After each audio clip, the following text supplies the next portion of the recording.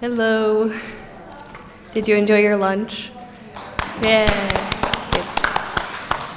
I enjoyed lunch. Are you ready? All right. You're free to still get your coffee and drinks, use the bathroom however you need. I know some people are new, so came in for the afternoon, so welcome. Hope you enjoy.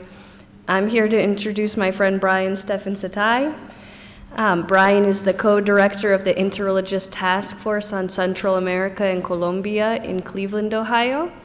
Through his work since 1999, he's been there since 1999, and Brian is a tireless worker, very devoted, and he's worked to organize Northeast Ohioans in support of worker justice through anti-sweatshop organizing, fair trade workshops and sales and organizing,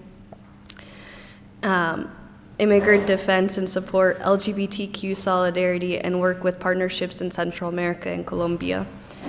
Brian, in the office, has worked to shape dozens of interns through the work, including myself, and that's how I came to know him and love him. And he's also an integral member of the Near West Side community in Cleveland, where he's part of the hospitality work of the Catholic worker movement. You can find him walking the streets on litter pilgrimages, maybe around Wooster too, I think he just took a walk, or sharing his beautiful voice and piano playing with the world. I'm so happy to have Brian here, so if you'll just welcome him with me.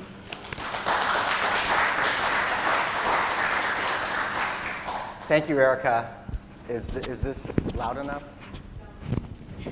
Thank you, Erica. This is louder. I was a school teacher for several years. I'm better walking around, especially right after a heavy lunch of pupusa dough. So I'm gonna just kind of walk back and forth. I appreciate the invitation, and it's wonderful to be here on a campus setting where young people who are just maybe on their initial path or paths to figuring out where God is taking them in life can meet up with others who have still been trying to figure that out for a few decades. But nevertheless, that wonderful partnership and mentorship that happens. And I know for me, as a first-year college student at Bowling Green State University, getting in, oh, did you go there? Oh, I remember you. Only 15,000 people there. That getting involved in a college campus ministry that had a social justice committee just shaped who I am today. It was what I had been looking for and didn't realize it. I went to 12 years of Catholic school. My high school, Canton Central Catholic, wonderful place. But anything we did was all charity focused. There was never talk of social justice. I don't think I even heard those two words together until I went to college. And I had done an exchange student year in Brazil, where the realities of this harsh contrast of the haves and have-nots literally stared me in the face every day, where through the Rotary program, I lived with, middle and upper middle class families, and without the kind of zoning laws that a lot of communities have in here that are very, anti-poverty, but down the street, and in some cases next door in a vacant lot, there might be an indigent family camped out and cooking on an open fire and ringing the doorbell and asking for food. And so it wasn't until I came back and then got into social justice and campus ministry that all of that started to make sense. And I remember one of the first films we showed as Oxfam Hunger Awareness Week at Bowling Green was Guess Who's Coming to Dinner? But it wasn't the Guess Who's Coming to Dinner that some of us remember from 1967 with Sidney Poitier, but it was about the realities of the unjust and unfair global food system. And so I'm just very grateful that these kinds of spaces exist to help shape folks as they are, again, trying to figure out this crazy and unjust world that we live in. A little bit more background. When I left university, I took a 9-month walk across the United States, but not alone, but with a group that was calling for global nuclear disarmament. And on that walk, I was, thinking about my next steps in life. And I was thinking about going to El Salvador because I had been active in the Central America Solidarity work as a college student. But I didn't want to just show up like Indiana Jones, white savior, here I am, what can I do? I thought, let me actually meet some Salvadorans and hear firsthand what's going on and how somebody like me, a 22-year-old white, middle-class, college-educated guy, may or may not be able to be part of this. So I looked on a map, and I looked at Texas, and I looked at the very southern tip of Texas where Brownsville is, and I figured, oh, there's probably a lot of Central Americans coming through there because it's the most south place, most direct route up through Mexico to the U.S. border. So again, through my Catholic connections, I was, in Catholic campus ministry. Well, I went to all the campus ministries, but I was mostly at the Catholic campus ministry.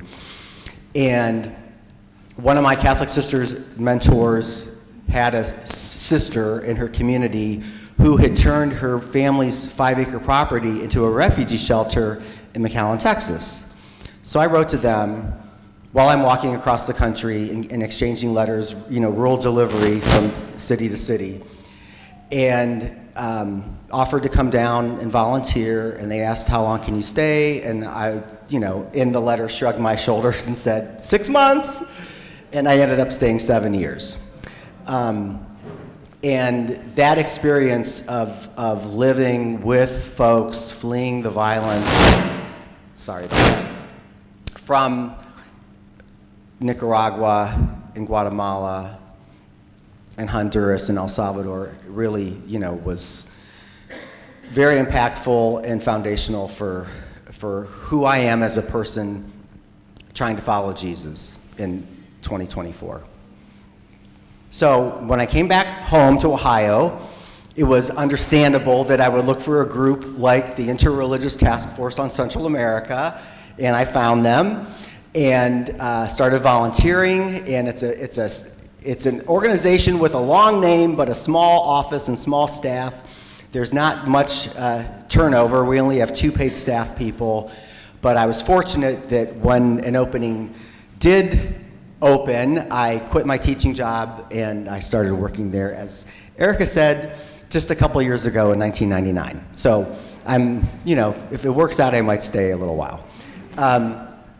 So the Interreligious Task Force was founded like most of the Central America Solidarity groups around the country at the time of 1980, 81, when what had been happening in El Salvador, like Dora talked about, the repression against young people who were organizing for social justice, and lay leaders like catechists in the popular church movement were being disappeared, being killed. That really wasn't brought to our attention until the high-profile assassinations of Oscar Romero, March 24th, 1980, God rest his soul. And later that year, on December 2nd, 4 women from the United States, Maryknoll Sisters Maura Clark, Ida Ford, and from the Catholic Diocese of Cleveland, Jean Donovan and Sister Dorothy Kazel. Our organization was founded as a way to make sense of their sacrifice, their martyrdom, and carry forward their legacy of standing with people. When Romero was killed in March of 1980, the Cleveland Catholic Mission Team, which was 8 people, Catholic sisters, Catholic priests, and 1 layperson, Jean Donovan, had to decide whether to stay or go. They collectively, even though their religious superiors were encouraging them to come back to Cleveland to be safe, they collectively discerned together to stay that if the people of El Salvador did not have the luxury of buying a plane ticket and flying out of El Salvador to safety, that even though they had that opportunity, they should not exercise it because they pledged to be in solidarity with the poor. And Jean and Dorothy paid for that with their lives. So in the 1980s, our work together with other groups across the country, and really back then, and some of you might remember the Central America Solidarity work here in Wooster as well, but any mid-sized and large city had some kind of group like the Interreligious Task Force on Central America, some version of that. Our work was to bring the stories of the people of Guatemala, El Salvador, the other countries where the United States was playing a very heavy military role, to the American people and to the halls of Congress. Ronald Reagan was basically boasting that he was sending $1 million a day in military aid to El Salvador, which I know is a drop in the bucket by today's Pentagon's bloated budget of $8 gazillion, but that was a lot of money, a lot of weaponry to kill a lot of people in El Salvador. Our work across this country with partners in Central America was united to speak out against the bloodbath and call for an end to using our taxpayer dollars to fund those guns and bombs.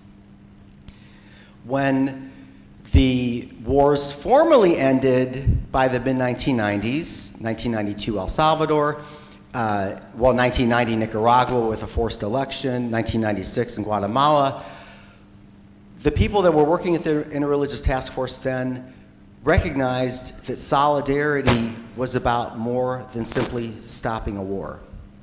And I'm so grateful that they had that vision and that commitment. And so we expanded our work to economic justice work, fair trade, anti-sweatshop, working with the International Global Jubilee Movement to cancel onerous, unjust debts of poor countries. And in every decade since, we've expanded our vision, or our sight anyway, our vision in understanding what's happening by being in constant dialogue with groups in Central America and Colombia as well too for the last 20 years. One of the programs that I work closely with that we're very proud of is called a Rapid Response Network. How many people have heard of Amnesty International? How many people have ever clicked on and sent a message to whoever, whatever world leader urged by Amnesty International to release a political prisoner or call for justice in some other kind of case? Well, the Interreligious Task Force in Cleveland has been doing that since 1987 with a program that we've called the Rapid Response Network, responding to urgent human rights situations where a peasant leader, a women's rights leader, an LGBTQ activist, teachers union leader is somehow being attacked for their work. And those attacks come in the form of surveillance, like some creepy car with really black tinted windows and no license plate keeps circling around your house, or like in Portage County, if you have a Harris sign in front of your yard, someone stops in front of your house and takes a photo of it. Or they send threatening notes like, "We know where your children go to school." Some people have had funeral wreaths with their name hung over their door.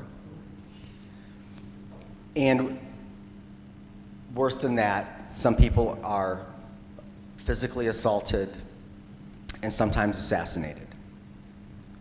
So when those things happen, and the organizations that they're part of put out an alert and say, "Hey, we need you to know this is happening and we want you to take action," The Interreligious Task Force, through our Rapid Response Network, writes a letter that typically goes to the head of state, the Attorney General, other top officials in the country where the human rights violation is occurring, and then we make sure we always copy our Ohio delegation to the U.S. House of Representatives and our 2 U.S. senators, the appropriate desk officer at the State Department, the U.S. Embassy, the Inter-American Commission on Human Rights, etc., so that these human rights abuses are not happening in the dark.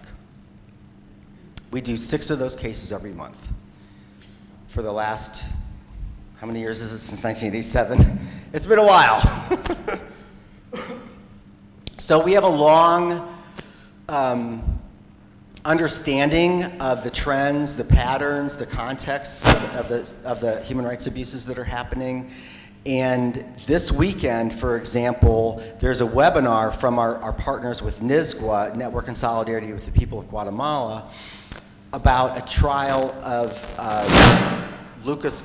There's something about standing next to you that doesn't. Your magnetic personality.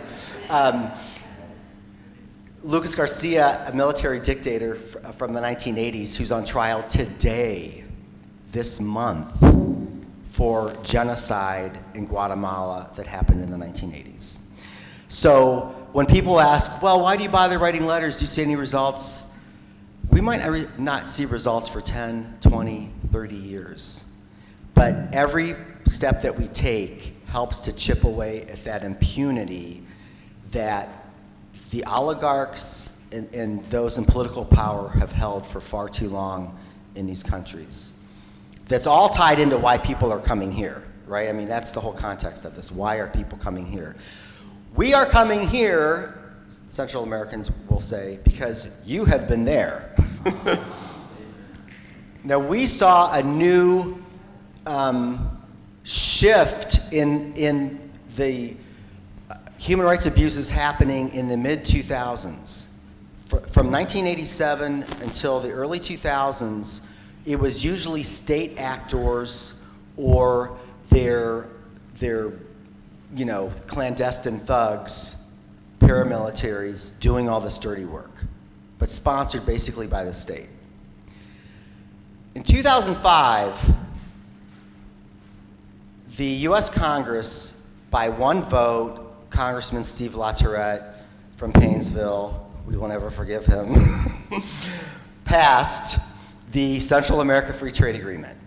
The Central America Free Trade Agreement on paper says you countries, will open up to foreign investment, and foreign investment will get at the root causes of migration and will create jobs and opportunities for your youth. We know from living in Cleveland what underinvested neighborhoods are like, and they don't have their own capital to really move ahead, and they do need infusion of outside capital. We understand that. But in what the Central America Free Trade Agreement did in Central America forced relaxation of rules for foreign money to come in, and it has meant more, quote, investment, meaning more, quote, sweatshops, and other exploitation of labor. It has meant land grabs that are done in very violent ways because a rural community that has lived for decades, maybe centuries, relatively in peace, the folks out there in the countryside that the movers and shakers in the cities ignore and don't care about. Now, the land that they're sitting on is very attractive. Why?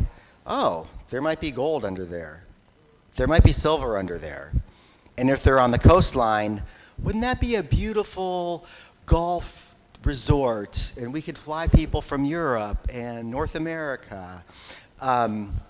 So there have been violent land grabs starting up, accelerating, not that they didn't happen before, but accelerating on steroids since the Central America Free Trade Agreement went into effect in 2006. So now when we're getting these cases from Central America and reading, it's like, It's these private corporations and their private security guards colluding with government agents to violently kick people off their land, getting judges to issue bogus eviction notices, getting the police and the military and the, quote, special forces that, by the way, are often funded and trained and equipped by the United States to violently squash people's protests and kick people off their land.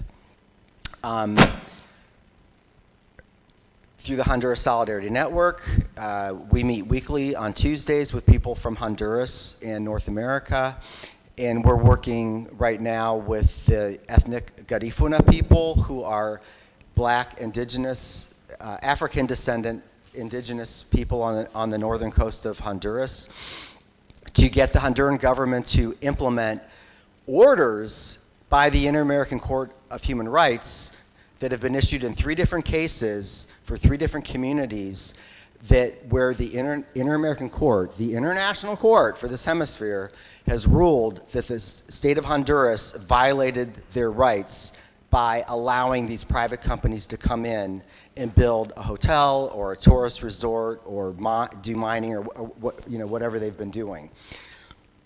And we have a resolution in Congress right now. Now, we know resolutions don't mean a lot. They're not like law, but it's a statement. It's like we, the U.S. Congress, are together saying, yes, Honduras, you need to respect the rights of the Garifuna people and, implement these sentences by the Inter-American Court. Another case that we've been advocating for is the case in El Salvador of the Santa Marta 5 water defenders. When I visited El Salvador in 2008, 2009, somewhere along there, I was in San Isidro and Cabañas, which is a state, a department. They call them departments, but it's a state. We call it a state, up on the Honduras border, where really it was the hub of the national movement to ban open pit metallic mining. Does anybody know why open pit metallic mining might be bad for the environment? Or can you guess? Yeah, why does it pollute water? What does digging have to do with water? Because the refuge that comes off is expelled into the sea. Right, but also because to extract precious metals, what the global economy calls precious metals from the rock, they use things like mercury and cyanide, which even if we don't know much about those things, just those names tell us like those are probably not like really good things. Cyanide, yeah, I think I've heard of that. And those go into the water. And if you've seen a map of El Salvador, you see that it's a tiny country, geographically a tiny country, with a relatively large population for that territory compared to the other countries in Central America. Their waterways are limited. The amount of drinking water is limited. So the more the waterways are polluted, the worse off everybody is. And it's a regional thing, right? It's not just El Salvador, because the riverways flowing into El Salvador are coming from somewhere else. Where are they coming from? Guatemala. Does anyone like to do open pit mining in Guatemala? Well, yes, they do. So it's a whole regional movement to end this. The anti-mining movement that, from what I could see when I was there, was born in this tiny town of San Isidro Cabañas to fight this global gold mining company called El Dorado, the El Dorado mine. That movement became so popular across the country that it forced both candidates from the 2 main parties, which we would basically say the right party and the left party, to agree, the candidates for president, to agree on no more open pit mining in El Salvador.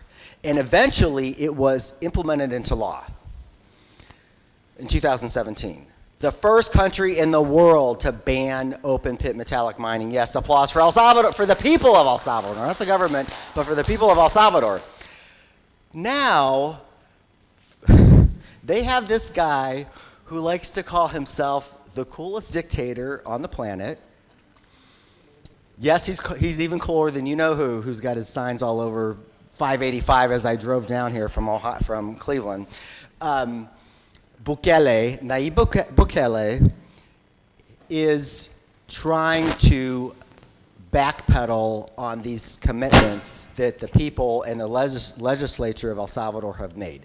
One is wouldn't it be nice if foreign companies would come back in here and start digging for gold again?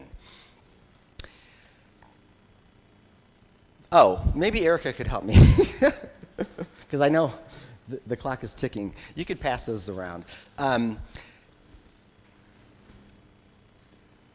What other people have said up here is true. There's a lot of gang violence. There's a lot of violence.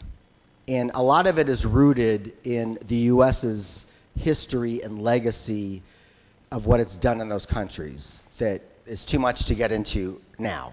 But it's very real. People are literally like fearing for their lives.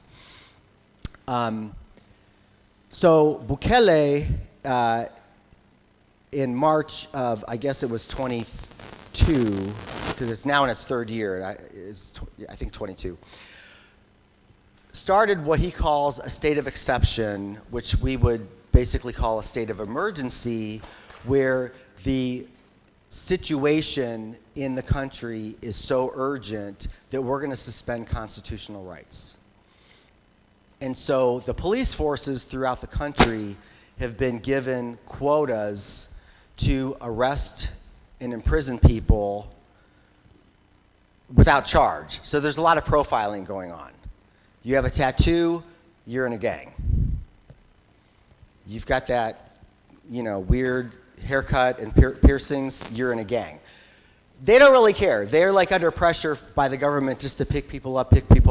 And so as a result, more than 80,000 people have been arrested in prison. More than 300 of them have died while in prison. Many families have no contact, are sometimes not even told where their families are being held, let alone if they do know that they're not allowed to visit them.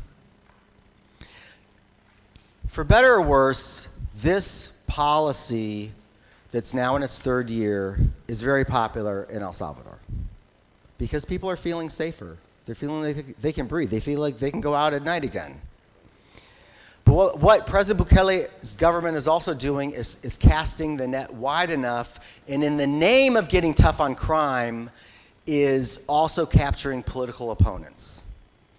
And 5 of those opponents were the Santa Marta 5, who were instrumental in that movement to ban open pit metallic mining, that movement that dates back 15 years at least, and arrested them on bogus charges that date back from 30 years ago.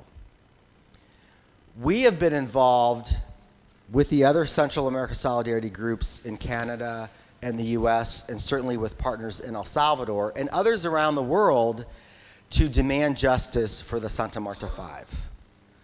We had a sign-on letter from Congress urging the State Department to speak out against it, to attend the court proceedings. We've done all kinds of advocacy since January 2023 when they were arrested. In August 2023, we succeeded in getting them released from prison, but they were still under house arrest and were still going to face trial. They went to trial over the last 2 weeks. And I think I'm going to ask Dora to give the news from yesterday. It was a couple days ago where all over the social media was that Santa Marta fighters, advocates, people doing this work were free. Yes. So they are free. Yeah, who do great work. So we got the good news yesterday that the court in El Salvador dismissed all the charges against them. Great news for now. We just take our claps and our breaths when we can. We expect that the Attorney General of El Salvador is going to appeal and try to push this forward. But this just, I guess, gets at, like, why do we do what we do? Because it takes a long time of sticking with it to follow things through. It's not just, oh yeah, I mean, you're like I am. You get like 20 please click here's a day in your inbox. And okay, great. And it's good that people are clicking because the organizations like us want you to click, and that's important. But it's also important to have folks that are at the organization that are going to actually follow through and stick with it for months and years, and in our case, decades, so that justice can be done. I have like 2 minutes, right? Yeah, okay. I'm going to also ask Erica to pass these around. Don't feel obliged to like take this as paper. You want on paper, leave it on the table. I'll get it later. I'm not offended. But that just gives you like a description of who we are, how we got started, the kinds of things we work on. And one thing that we do every year, and these flyers I'll just leave here at the table. You can grab one if you want, is we have an event to commemorate those 4 women who were killed in El Salvador in December of 1980. This is the 44th anniversary. We use that occasion to name the people who over this past year have also lost their lives because they dared to speak truth to power. They're indigenous leaders, they're environmental defenders trying to protect waterways, they're women's rights leaders, they're LGBTQ community members. Still too many people whose names are not known in the United States, but who, like Juan Lopez, who was killed in Honduras a month ago, are very well known in their local context, if not national, in their local communities, and they are greatly missed. So we use this occasion to honor them. We have an interfaith prayer service, and we have a speaker, and this year we're honored to have Lorena Araujo from the largest peasant organization, Campesinex organization in El Salvador, speaking with us. The event's being held in Cleveland in the Tremont neighborhood. I don't know if any of you know the Tremont neighborhood. My mother lives in Massillon. She knows Tremont because she watches Channel 8 and they like feature like trendy restaurants. And she's like, do you know where that is? I'm like, Mom, that's like a mile from my house. Of course I know where that is.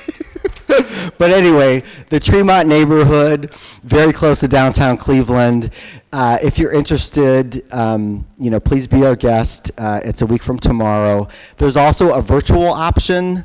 Of course, the virtual option does not give you the pupusas and the rice and, hobnobbing with all the cool people like Erica who will be there. But there is a virtual option if you'd like to do that. So I think I'll leave it there for now. Thank you very much.